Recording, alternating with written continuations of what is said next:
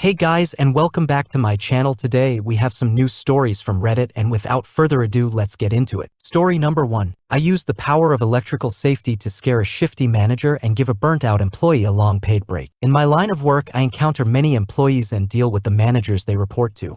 I was at a popular grocery store, which I won't name outright, but the way they conduct their business is safe, according to their name, and at one of their stores, I was repairing the countertop turbo chef oven toaster/microwave units, the ones the deli staff use to heat up sandwiches and burritos. All that being said, this turbo chef oven was in an area rendering more than half of the hot case being inaccessible, so I informed the staff to have the amount of product they cook and put out, because if they got in my way, it could lead to a dangerous situation for me and for them. Now for a quick lesson in electrical safety. These NGC Turbo Chef ovens use convection fans, heater elements, transformers, capacitors, and magnetrons to cook as fast as possible. This is accomplished by healthy voltage, 208 VAC for the curious, and at robust amperage of 30. For reference, 1 amp can be enough to stop a human heart. 30 amps will easily kill a person. Now on to the petty revenge. While I was working, the deli was pretty slow, so the person working the deli was trying to relax a bit. Unfortunately, that was the time that the manager showed up, and he got into manager mode and started giving the employee shit about this and that, and in a pretty rude and aggressive way.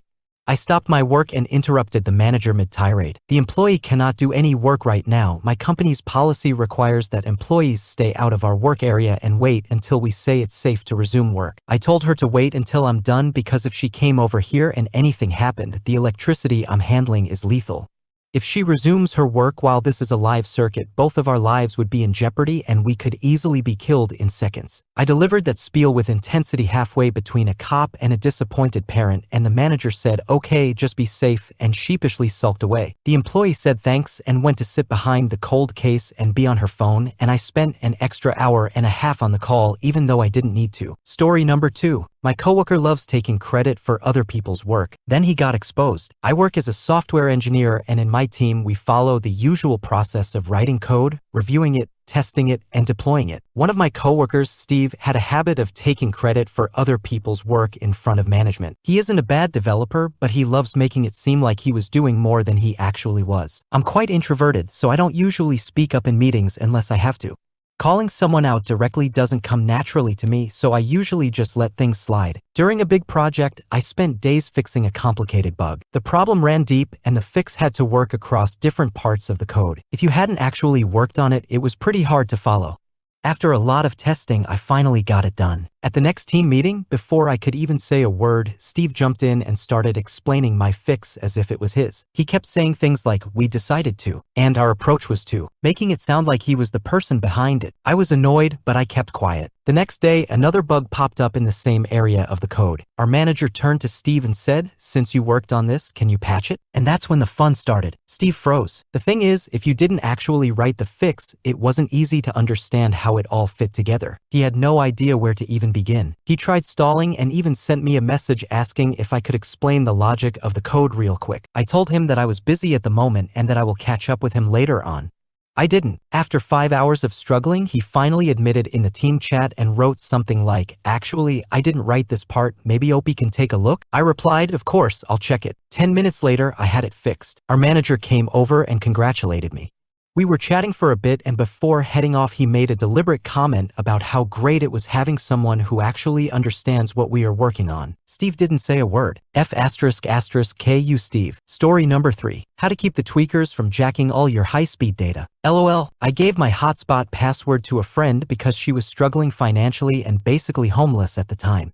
No big deal, happy to help. What I wasn't happy about, she handed that password out like it was a free sample at Costco. Next thing I knew, my backyard turned into a full-time lounge for her and all her friends, most of whom were very enthusiastic about, let's say, alternative pharmaceuticals. Now, I don't judge. I've been homeless. I've been on drugs. But you know what I have never been? Okay with losing my high-speed data. That was the real crime here. These people were out there at 2 a.m. streaming who knows what, and I was stuck with internet speeds that made dial-up look like NASA technology. So I did what any rational, data-loving person would do. I changed my hotspot name from iPhone to FBI/DA surveillance and changed the password. And voila!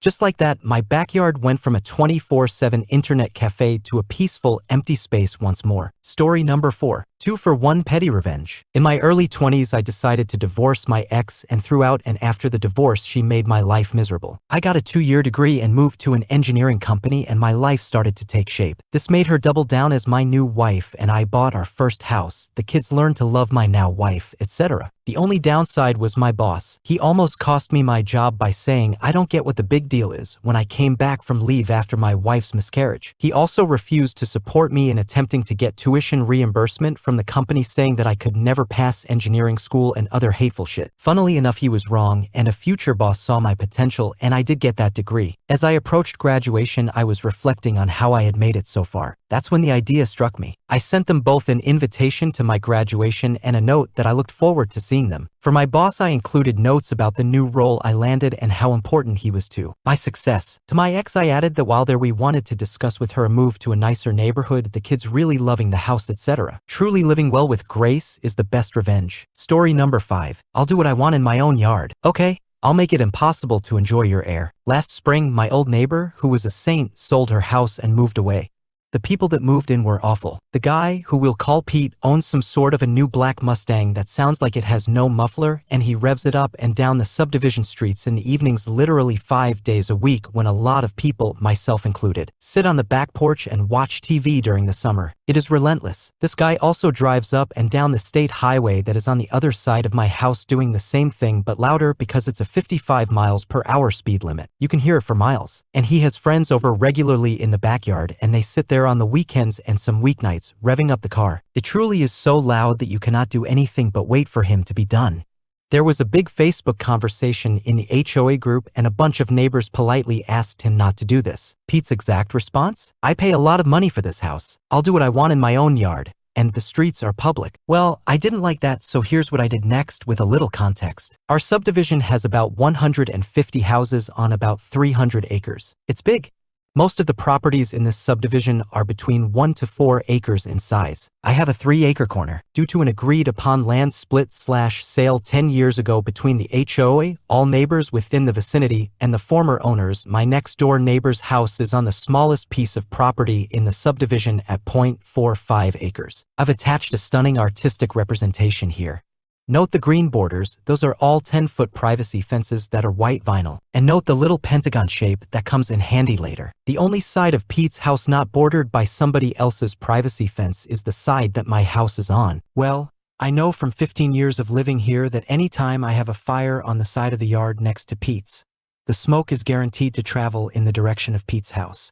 I know this because I couldn't ever have a fire when my old neighbor was outside, as it would literally fill her backyard with smoke if ever the wood had even a hint of moisture in it. So I moved my fire pit about a dozen years ago to the other side of my house and towards the road so that I could be a good neighbor. And Pete letting me know that he wouldn't quit making noise reminded me that I just loved having my fire pit right in the middle of my backyard. That's where the little pentagon is in the diagram above. It took me a single weekend to dig up the pavers and blocks, move them back to my preferred spot, and get myself a fire going in my new fire pit. I just need to wait until Pete had people over. I made sure the inaugural fire was a good one.